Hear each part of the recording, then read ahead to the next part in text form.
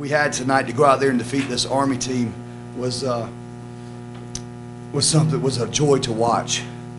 It really was. I tried to tell them before the game, and especially defensively, when you face an offense like those guys present, that it was going to be, a tough, physical ball game, and they would be, when I say exhausted.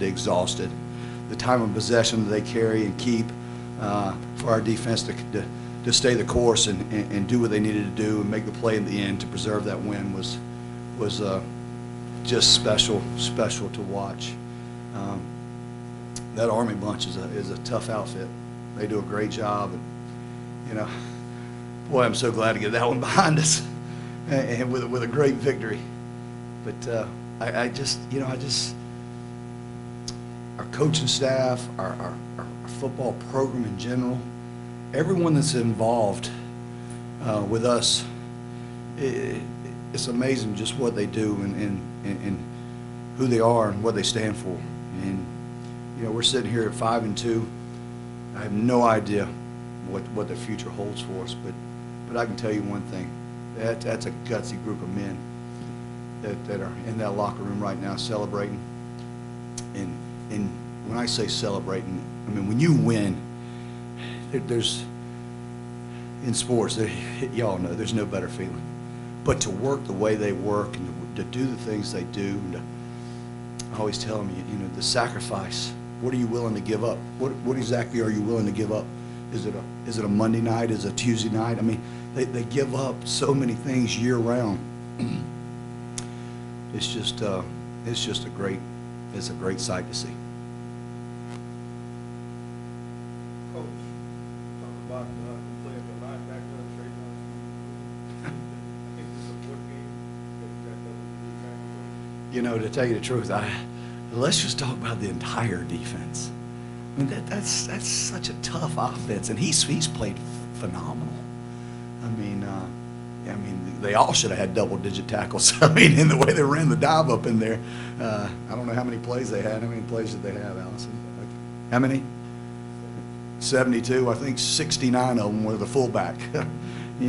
But they just, he does a great job. He comes to work every single day. He's a mild-mannered young man that has a focus in his eyes every single day, and he's putting out some good efforts. He really is. But I'm telling you, the entire defense tonight, that's such a difficult offense to go against, especially in 4 days.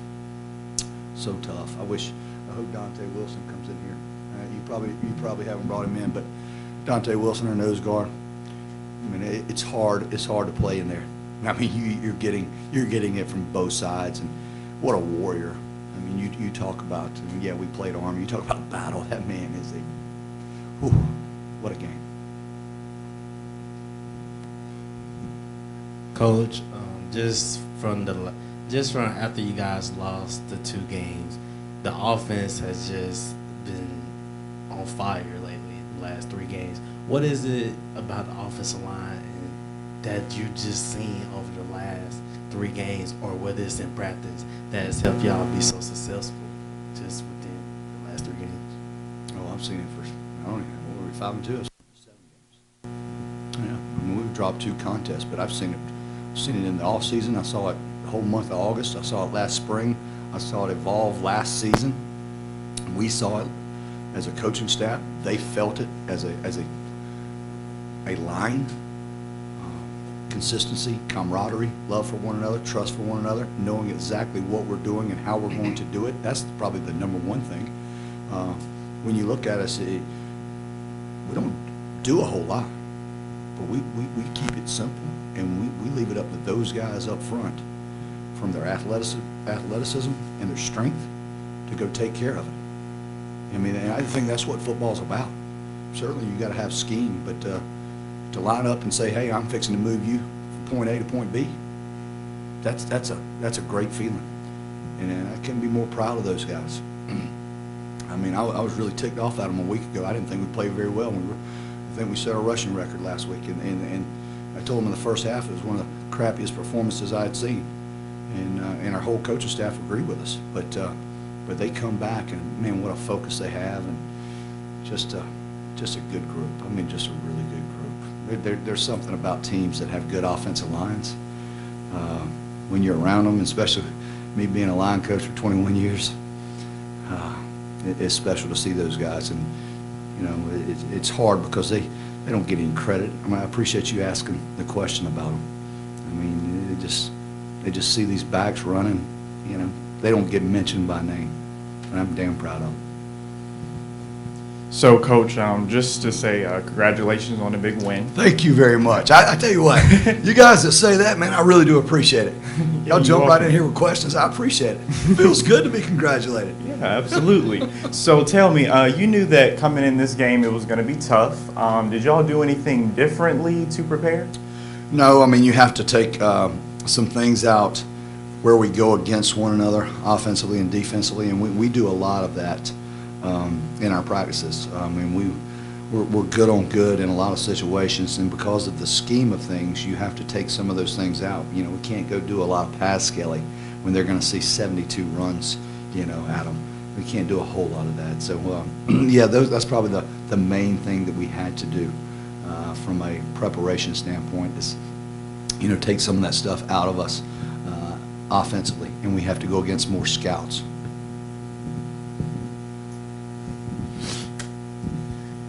Once again, Coach, congratulations on your win. I tell you, you're a fast learner. You know, that's what they say You about can me. be coached. But what can you say about Dan Ellington's ability out there to find the weapons that you have and just really share the wealth of who's receiving? I would love to bring a tape recorder in here because I believe I answer the question every single week. I mean, first of all, it's who he is and how much he enjoys the preparation that goes into the game plan.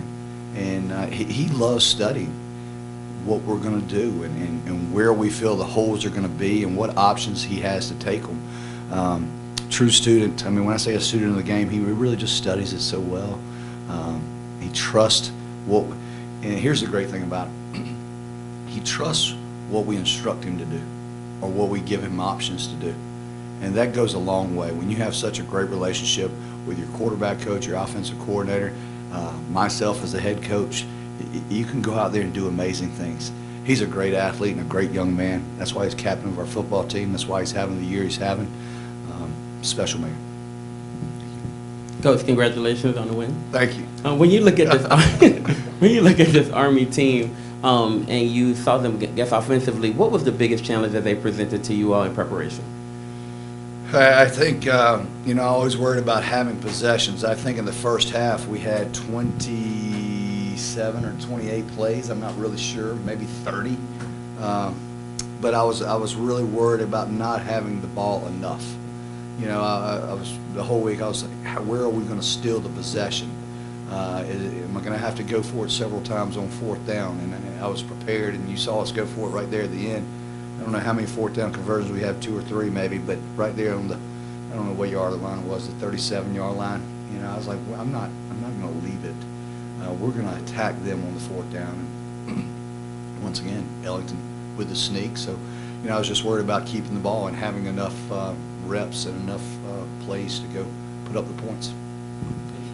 Coach over here. Yes, sir. Only one penalty and only one fumble loss and no assessed penalties. Talk about the cleanliness of the team on both sides of the ball just tonight. Woo! I mean, when it started out, that ball was like everywhere. When I say that in pregame, I mean, when they looked like meteors skirting off the atmosphere. I mean, and I was like, you know, we've got to really control it. And I don't know if you noticed, but we came out and we opened up with a run, and then we tempoed them, and we went empty. And we were throwing the ball around, and we were managing it quite well. But I was just so concerned with how wet the ball was going to be. But to go out there and have one penalty, and even the fumble had nothing to do with the weather. They had just got quick on it and dropped it right there on the goal line. But it was great to see. I love to see clean ball games. I think that's a testament of who your players are, their discipline. And that's kind of what it is. Hey, Coach, in a game like tonight, you almost couldn't afford to miss a turn. scoring. How big was that stop that gave you guys the ball? And then again, talk about the interception. What happened? What you were looking for on that play, and how that came about. Well, first of all, the interception, I mean, just keep it in front of you. That the down and distance, if you study them, kind of dictates when they throw and when they don't, and just what they were trying to do. So, just to sink a little bit and play off, and I wouldn't say verbatim, but be in position to make a play to knock it down. Was kind of our thought process there. But I'm sorry, I can't even remember what you asked. The stop. Oh God, the stop. Lord, I was, for those guys, all they were, I call it small ball. They were just hand the fullback, hand the fullback, hand the fullback, 4th and 1, we'll sneak it, playing the small ball, limit our possessions. For us to have the stop, I mean, was really all we needed. I felt, and we were so comfortable offensively, that we felt if we could just get that stop, if we could get that extra possession, we could put the heat back on. And that's exactly what happened. We certainly felt like it. It showed. There was a couple of long third downs that we had to convert, but we felt like once we got the stop, we were going to be able to control it and go down and score. Coach, it was a great night running the football. I noticed we didn't see Destin Coates tonight. Is there something to that, or something behind that? No, to tell you the truth, we go with the hot hand, and looks like Trey Barnett was the hot hand right there. With 17 carries, looks like 108 yards, and that's kind of what we do. It has nothing to do with. They all can run it. They all can run it. But when you get a guy that's got a feel, why ruin that? Why take that away from him? And they all understand that. If Destin would have got in there just like he did a few games ago, if he would have had the field, we would have rode him.